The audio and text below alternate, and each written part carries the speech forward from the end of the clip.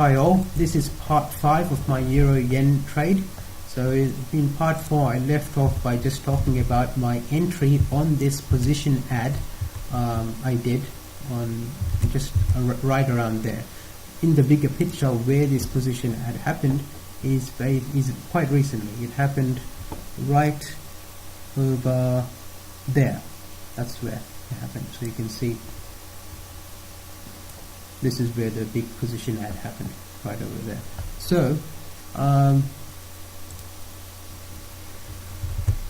walking through the logic of the position ad. So again the entry was based on just a good reaction from this area, as explained in the last video, and entry was right there.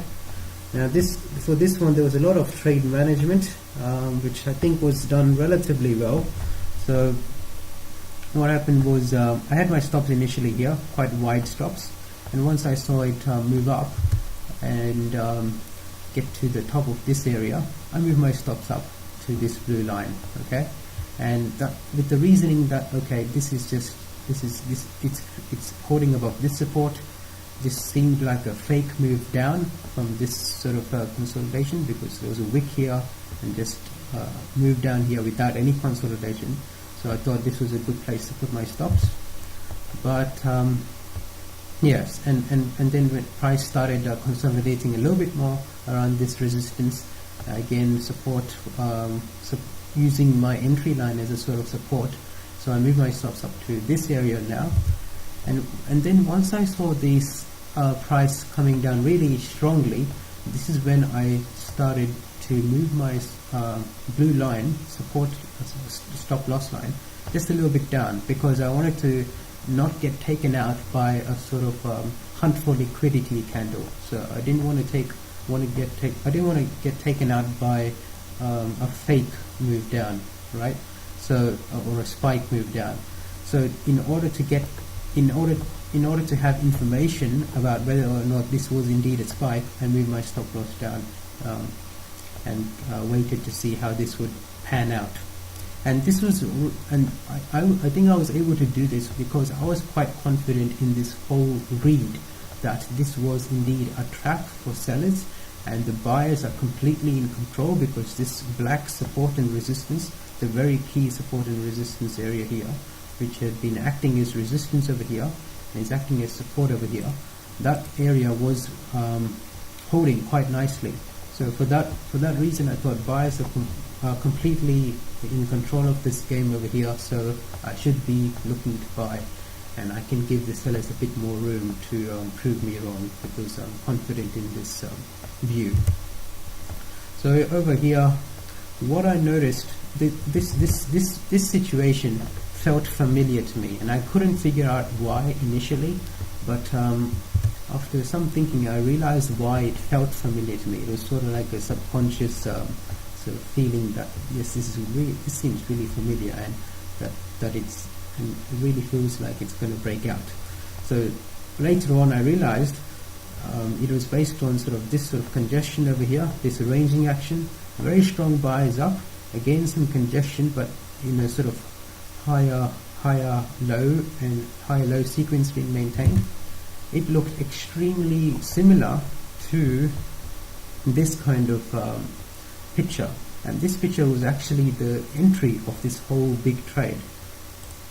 This was actually the entry for this huge trade I have over here. So I guess that's why it felt, the situation felt familiar, sort of like a deja vu. I'm not sure if it actually is that familiar, but you know, the congestion here, buys up and pull back, and after the reversal, a bit of a higher low sequence. But I think that was just something in my mind just clicked, and that was what I noticed. So back to the trade management. That strong move down was met by just some buys up again, and around this point I noticed that these sellers are coming down and challenging sort of this area, and this support is again being tested. So because I knew this support was being tested again, I put my stops below here. I had my stops below there. But I moved it when I realized, just a minute, I've got another alert.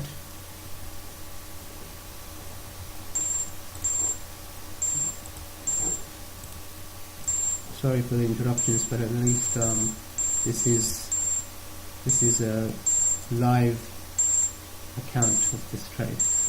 So this is okay. This is okay. Still reacting from this area. Not too great. But I'll finish this video. So I'll just put the alert over there. And going back. So I moved my stops down actually from this point to this point over here when I saw the sellers coming down for two reasons. Number one, again, I was confident in the story and I thought, okay, maybe these sellers are hunting for some buy liquidity over here. So they want to get some fresh buyers from over here. That was my thinking. So I let that happen and I moved my stops back to my original area. So I wasn't really adding risk, I was just keeping it at my original area. And as soon as I saw this strong reaction up from the close to this level, that's when I thought, okay, this is probably the reversal point. So because of that, I moved my stops just below that reversal point.